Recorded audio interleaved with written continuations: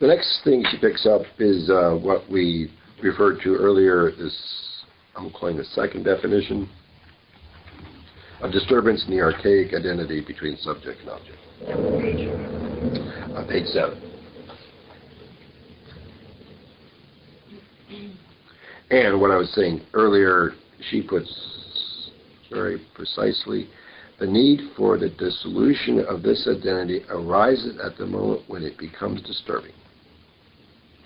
That is, when the absence of projected content substantially interferes with adaptation so that the integration of projected content into the subject is desirable.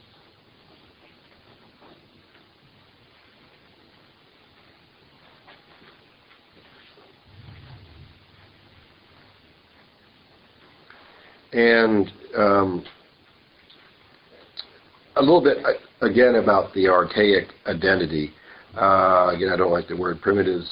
I would say so-called primitives or pre-scientific peoples, whatever. And children have this archaic identity.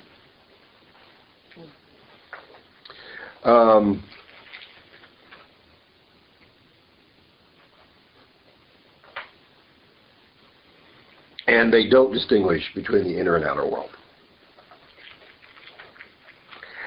That, I think, is up for discussion. But I think what we can say, they are also able very easily to slip into a level of awareness where inner and outer are not differentiated. As she said, a child knows the doll is a doll, but it'll play with it as if it were alive. All examples of archaic identity. Those of you who've been reading around Jung might know the word participation mystique, same word.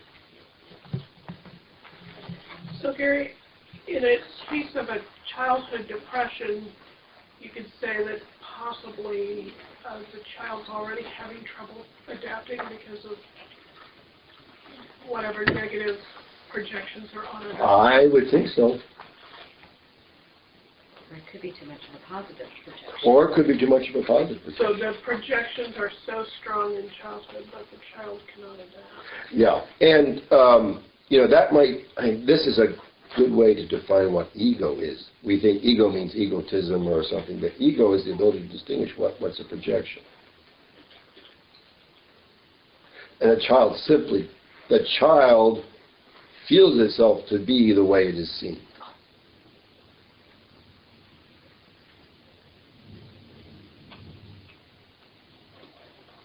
And a lot of adults do too. But what we're trying to do is help ourselves realize there's a difference between who we are and the way we are seen. But if you can't distinguish between who you are and the way you are seen, then you are living in archaic identity. Why archaic? Because you probably never were able to distinguish between yourself and the way you are seen. Adolescents, this is why adolescents are so charming and difficult at the same time. All that energy going into appearance, as they feel they are the way they are seen. And you can devastate them by seeing them in a certain way. And I don't want to say, well, that's your opinion. So a weak ego can't distinguish, and a strong ego can. But it's still hard. Because you're always a little confused. Now, is what that person said right or not?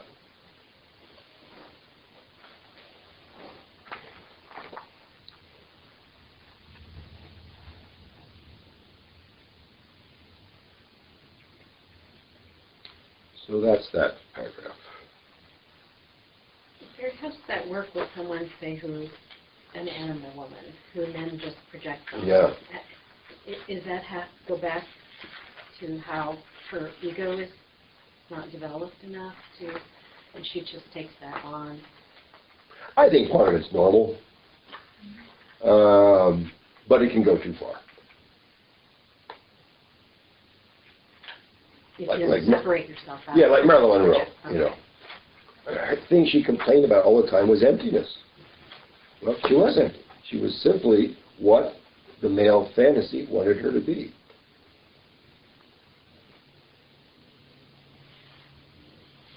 As I say, I think part of that's normal, but when it goes too far, then it goes too far.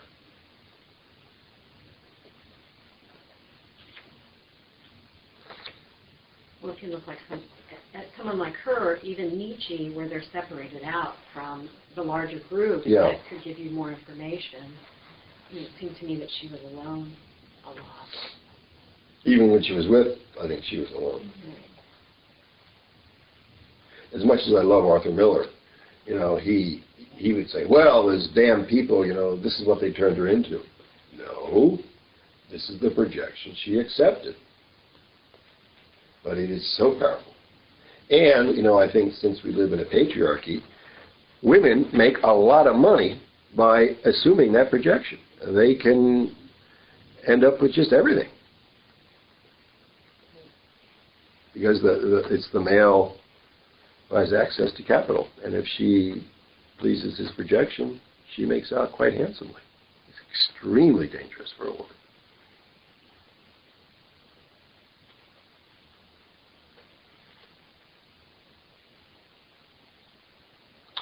Okay, 5 steps in the withdrawal of projections. She gives an example of a Nigerian soldier who heard a voice calling to him from a tree. Bottom of 9. Oh. Zooming right along.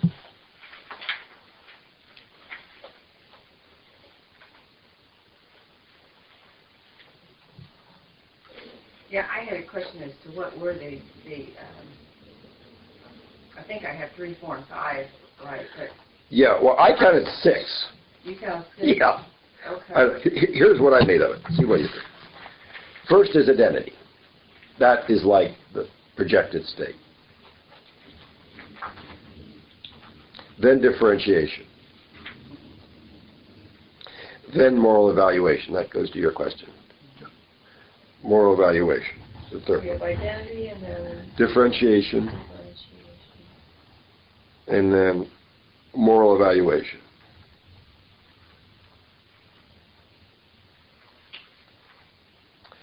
Then it is written off as an illusion.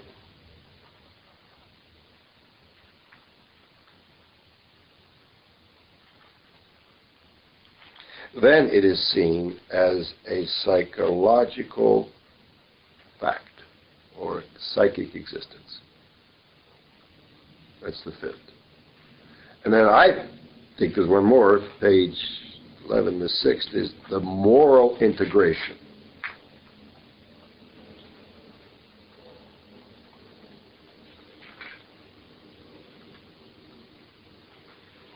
Gary, could you just give an example and take us through the whole process? Yeah. So she gives the example of this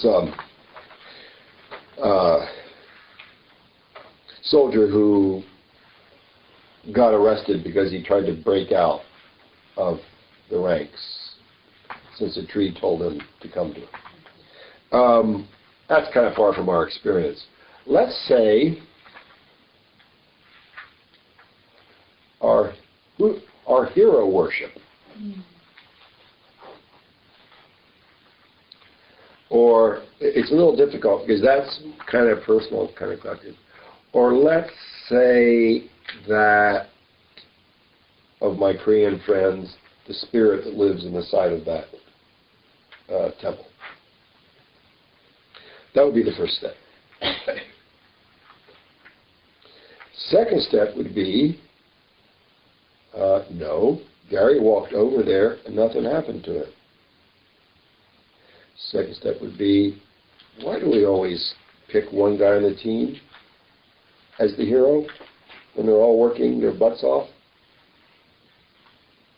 You begin to doubt the projected state. The more evaluation would be, well, heroes are good things. Or with my Korean friends, are they malevolent or benevolent spirits? Let's say they're malevolent spirits, just for the sake of argument. Now, the fourth one, I think, applies more correctly to the spirits in the temple, but I'll try to stretch it to the hero. The written off as an illusion would say, there's no spirits. You're indulging in childish thinking. With our hero example, this idea of heroes is stupid. All the guys are working hard. Get that hero stuff out of your head. With me so far? Now, the fifth stage is saying there are heroes, and they're in each of us. So I am projecting my hero onto a sports figure. With our Korean friends, it would be, well, I am capable of doing destructive deeds, assuming it's a negative spirit.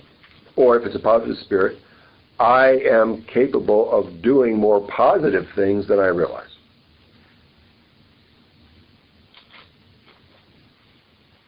And then the sixth would be, what is my hero asking me to do now?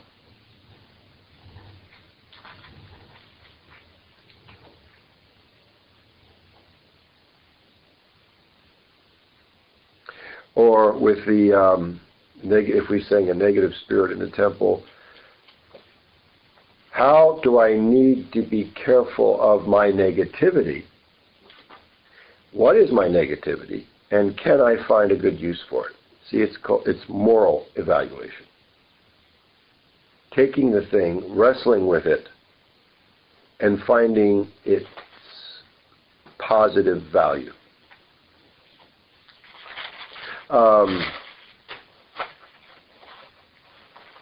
Thinking of the movie Passage to India or something. Yeah, go ahead. That story, how she projects her sensuality. Right. And is so fearful of it. And then goes crazy, doesn't she? And it goes crazy. Yeah, absolutely. See, she couldn't say, or maybe she could. Where would she be on that? She might have differentiated, huh? She's still unwilling to separate from it. I think. She might still be identified. Mm-hmm. And Or unwilling to look at it. You can see what a threat this is to the weak ego.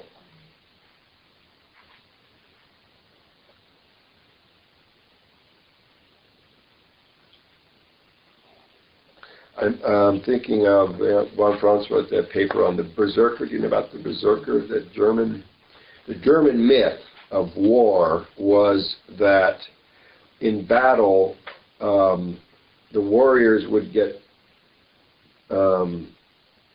possessed by a divine rage. And in that rage, they were called berserkers. It's really the origin of our word berserk. And berserker means bear shirt. So they thought that a bear would come down and put a shirt on it, put a bear's coat on them, and then they go off, in this frenzy, war frenzy. And the way she worked with that, I mean, you think, what could be positive about that? And she said, you find that kind of psychology in people with poor boundaries. So that rage, which could be projected, let's say, an ideal of a rageful warrior, if it's integrated and if that projection is withdrawn and you then try to wrestle with it morally, would be the strength to begin to be clear about yes and no. So that's why this moral bit is so important. Often what's projected is awful, and you simply just can't go living it out. I mean, you can if you're a gangster, but if you want to be true to your conscience, you have to find a positive way to express it. And if it's a positive projection, you've got to get the lead out of your butt and do something positive in life, rather than admire positive people. be a hero yourself. That's funny that moral evaluation comes before illusion or writing it off. It seems like, I don't know, it seems like the illusion, or if you get to that stage of the illusion, or you write, and it's written off, Yeah. that that's kind of your end point. You give up. That's the end point for many people. But if there's moral evaluation, if that's done before, I don't know, it seems like if you would find them, Yeah, you wouldn't include. Yeah, you wouldn't. I don't know. That just kind of like. It's like there are two moral evaluations, one at that stage and then the final one where you say, well, what task is this? And you could have faltered at any point. Yeah, but if you found something good in it, why would you just? Because it means you have to work to be a positive person yourself. You know how Jung talks about in marriage as a psychological relationship, the container and the contained. Projection plays a huge role in that, and you know the thing is to be able to contain your own content, right? So to me, at the end here, it's that you have managed to contain your own content and serve them. And serve them. And that's the kicker. Either way, serve them. In other words, projection isn't withdrawn until you're able to serve them. Now, I don't know how that works with the second type of projection we're talking about, but in the first definition, yeah, when it's I think it's something the same. that's never been within you, you still must contain it within yourself Well, when you come in contact. we'll look at this again, but let's just mention briefly, for the sake of discussion, the difference between integrating it into the ego and integrating it into the self. Integrating it into the ego would be to say, if I'm projecting the hero, I need to be stronger.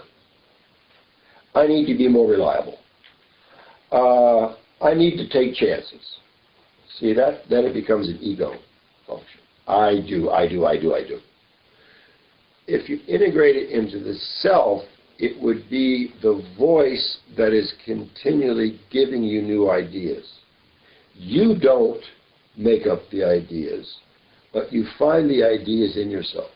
You find the values and the challenges within yourself. So, and I think the more the content is collected, let's say our Nigerian guy with the spirits in the tree, the more you integrate it into yourself. Your ego cannot come up with these ideas. You are dependent on inspirations. Those inspirations are what that spirit would be if you find it in yourself. Could you say that last part about the integration into the self? You said it doesn't. Yeah, it becomes a point of inspiration, a constant point of inspiration. Okay. It becomes like another intelligence. Your ideas, your values are given to you creatively from within. You're not looking outside for what's inspiring. You become a source of inspiration by listening to the inspiring voices within yourself. But you can't just sit down and come up with them. You have to establish a relationship with these dream figures that have a kind of come and go as they will aspect to them. So if we take this back to Nietzsche and how he was overtaken by Rustra, who was meant to be integrated into the self as a source of inspiration. Yeah.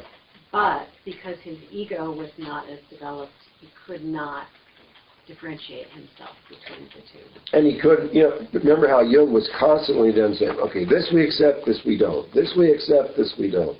That's an ego doing what Nietzsche should have done to those inner contents.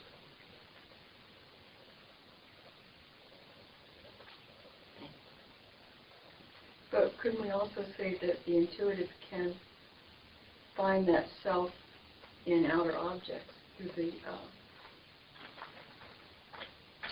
magical qualities of an object, and also still at the same time be conscious that that is the self? Yes. So that complicates the matter. That complicates somewhat for the things. intuitive. Yeah. Because that spirit could appear in a synchronicity. But I think the difference would be in your attitude towards it, where people don't look at, what's the guy's name, Hayward, on the basketball team and say, now, how should I improve myself? What is given to me to do? They idealize it, end of story. But if you have, and I think you could probably do the same thing with a synchronicity. Oh, wow, you know, instead of saying, okay, what's that asking of me? And as you start asking what it's asking of me, I think you'll find you idealize less. And you become the person that you've idealized.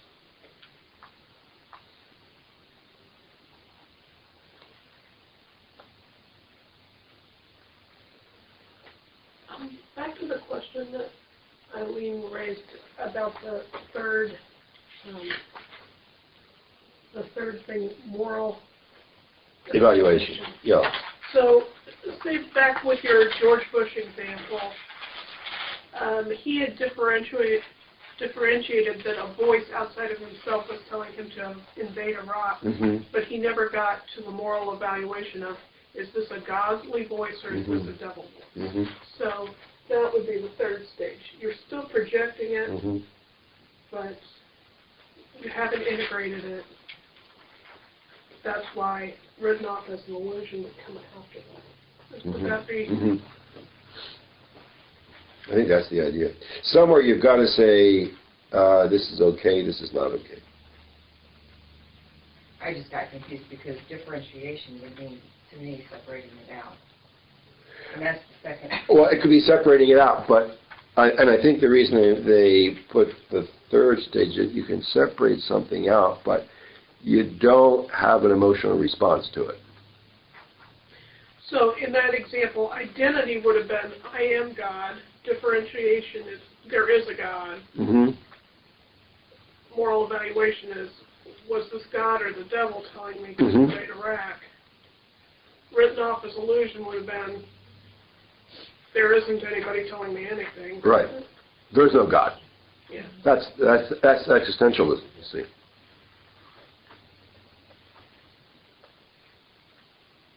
That's as far as Nietzsche got right. God is dead.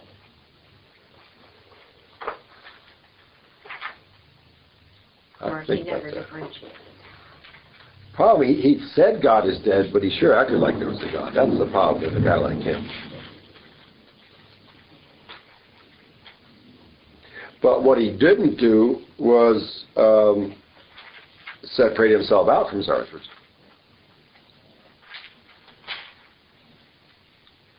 And then critique. See it as a psychic existence. As a psychic existence and to critique it. You see how important this critiquing bit is here? That you can assess it with respect to your value system.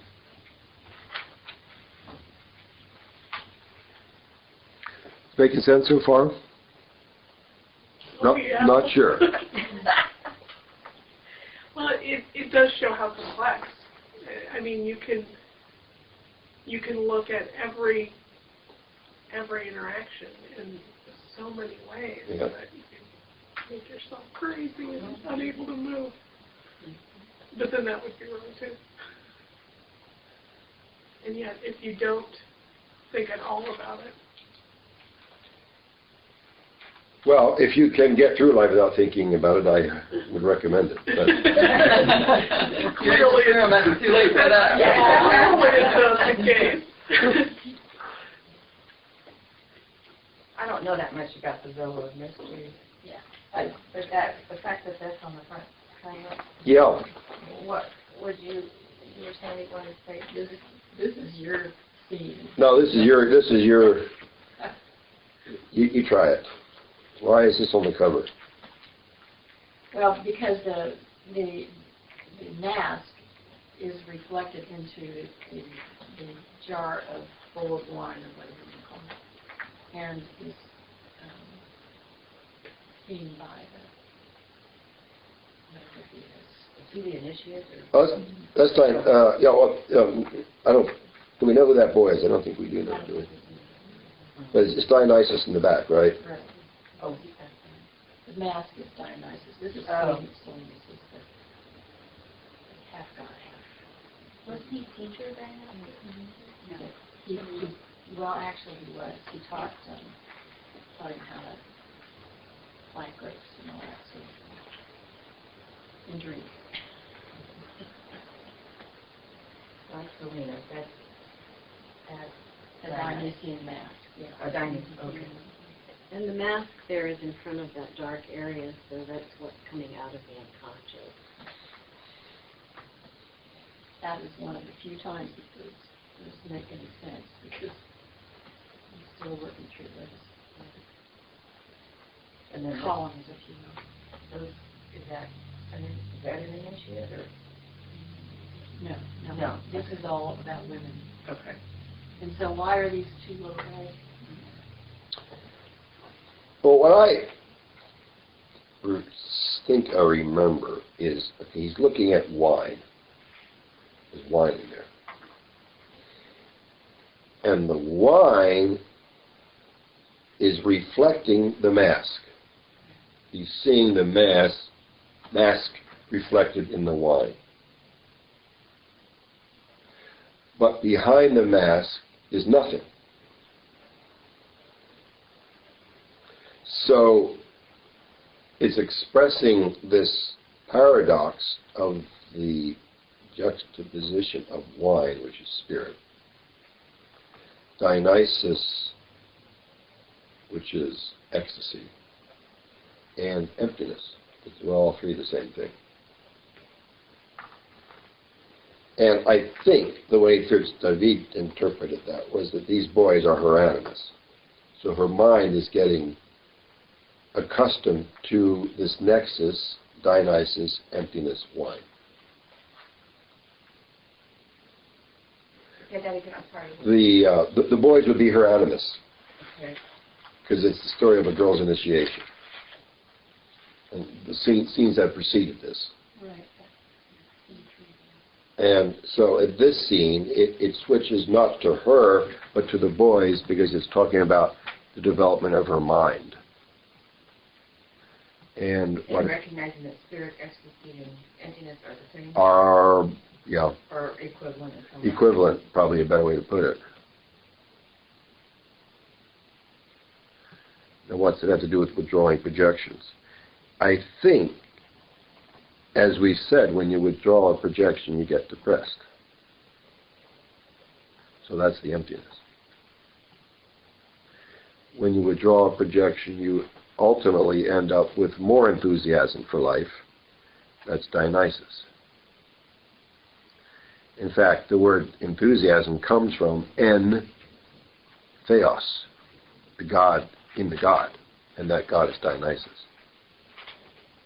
And as you work on your projections, you realize there's a spirit that runs through them. That's the wine. That's my attempt.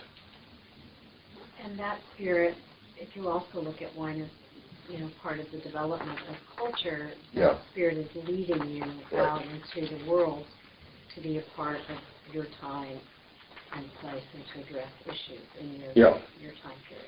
Yeah, those of you who heard Darryl on Saturday, I think that's what he was driving at, to allow yourself to go with what interests you, even if it's wrong. Certainly if it's passionate, because what is leading you is a projection.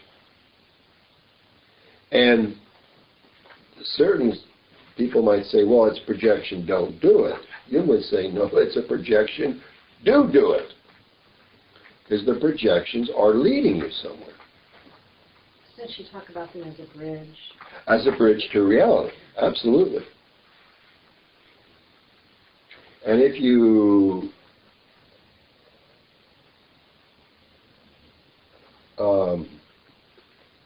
kill every impulse you have by psychological knowledge, you're killing yourself. We need these projections. I think that's one of her purposes in writing it. But just know how to work with it. Go with the experience that you're drawn to, but think of the 5 steps. But you have to go through them. You can't just, can you just psychologically No. pull back and say, okay, I'm identical with this Right. projection. No, you It gotta- happens. You experience that. But you can pull back, after it or during it and think about it a little bit, but you get caught in it. Probably you're not going to think about it for a while. Yeah. You're having fun. But then a time will come, if it's based on a projection, that you'll have to think about it. So maybe the 3 figures, the one is looking away. The first one, the bottom one, Uh-huh. the old man looking away, the Uh-huh. one who tries to stay away from the line, that's the way. So I think he is the wine. But he's looking at it. What we don't know is there's a wall comes up here, and it goes like this, and the initiate is on the wall. So the way I think the person we read talks about it, he's looking at her, suggesting not that he's fleeing from the experience, but that he's seeing how this is part of her journey. I get more of the looking away in that boy upper right. But the three ways you can deal with it is looking away, looking into it to try and figure it out, or Mhm. just going into it full force and not thinking about it. Mm-hmm. But isn't this also like, to me it looks like it's a prank. The guy who's holding up the mask is trying to scare his friend, isn't it? I mean, am I... No, it's no prank. No? But I mean, it's like, he knows it's a mask, he's holding up the mask, and the guy looking in the wine seeing it is freaked out. But see, for Dionysus, the mask is the emptiness, is the God. And there's also the idea that you should never really look at the face of God directly. Isn't that interesting, this discussion? Is it? And so that's why this other boy is not looking. And you can look at it as in reflection, but not directly. And that's why they're not looking at the mask, but only seeing it in reflection. I think that's what she talked about. I would defer to her. But see, we think of Dionysus as the party boy, but he's also emptiness. That's what is so difficult about it. Actually, everything, right? I guess he's everything. Well, if you think about these 5, 6 steps, and the Red Book and what Jung went through, Yeah. The depression, the hell, Right. the going against and differentiating himself from the collective values that would have put him in the professorship Right. at the ETH instead of him saying no, Mm-hmm. I'm going to go with the relationship. Mm-hmm. In the Still of Mysteries, I guess he was going through his own initiation. I mean, just in that sense, he was looking at the emptiness, but also seeing it as Yep. the next Absolutely. passion and direction and revival. Yep. Yeah. Now, all that heaviness that we felt in that book is the emptiness of Dionysus. So, I'm just trying to get this. So, if you go with your passion, you go with it and experience it, then eventually you find that it's empty. Is that what you're saying? No, but close. I think sooner or later, even if it's the real thing, or if it's, a real thing, a relationship that will last forever, or it's an experience, you're going to end up withdrawing a projection. And that is it. Okay. That leads to emptiness. Of course, we don't want to do that. That's why we live in a society that projects like crazy. Because withdrawing projections means just a big fancy word for saying giving up expectations. That's an emptiness for the ego, right? And Yeah. when the projection withdraws itself, then and you go through these other steps of working with it, that energy that was in the projection goes back inside of you. Right. And you don't stay in the emptiness, hopefully, forever, unless you fall into despair, because Right. it is a bridge Right. to something more, which leads to the spirit coming in and re-enlivening your life then through the wind. Mm-hmm. Yeah, it's a death before a rebirth.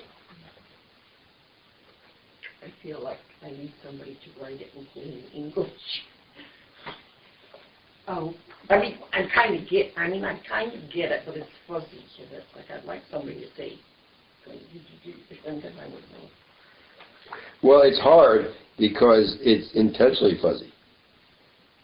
That's the difficulty. Because logically, what we're saying is impossible. But emotionally, it's reality. That if you really begin to reflect on yourself and examine your expectations, you'll have to give some of them up, and that's depressing. But in doing that, you are developing your own strengths. And as you successfully do this, you realize these darn projections are leading me somewhere. I admired this person for that. Okay, I worked on that. I admired this person for that. I work on that. And they build on each other. And so that's the spirit, that there's this forward movement in what looks like admirations. Okay, that helps. Yeah. And at any point where you concretized and thought you understood everything, you'd be stuck and in protection. Yeah, and I don't think and whether you concretize or not isn't the point. The point is whether you're asking the right questions.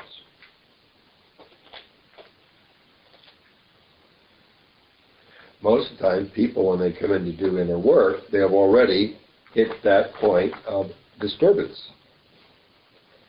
In either the positives got them into trouble, or the negatives got them into trouble. Or they want to take steps so it doesn't get them into trouble.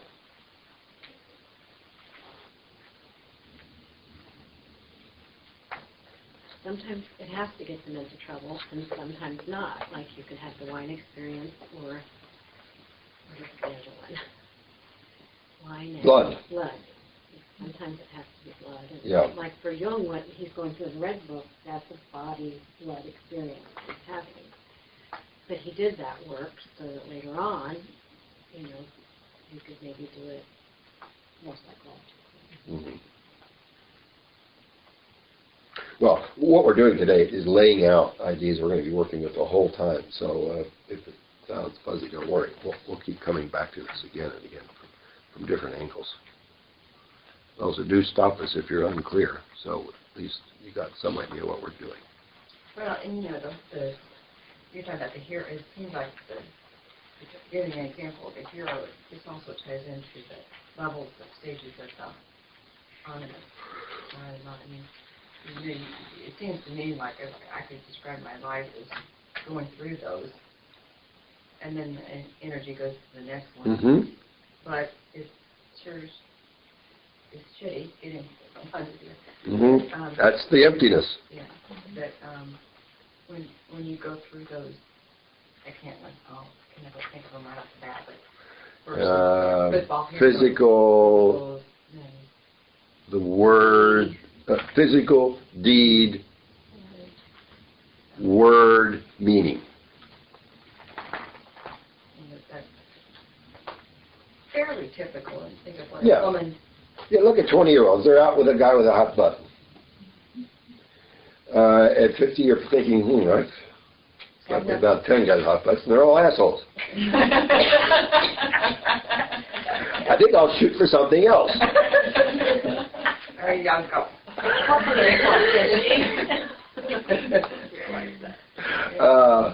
But you see how the projection has itself unfolded. That's we're really getting something down the road. That's how Jung felt these projections aren't just messes, they're actually guides. If you give yourself fully to the experience and there's a projection, you'll outgrow it. And you'll develop another fascination of a higher nature.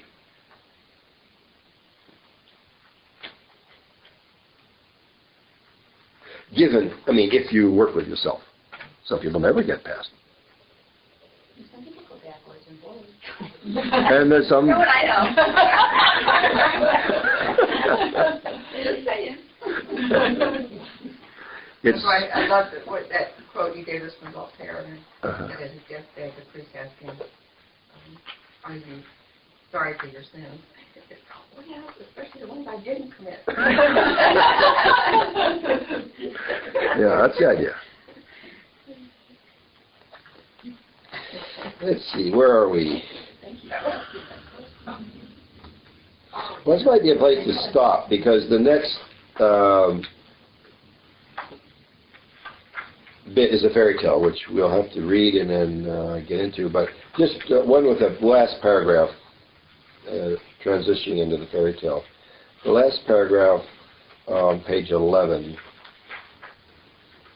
before the quote, just so you don't feel completely at sea.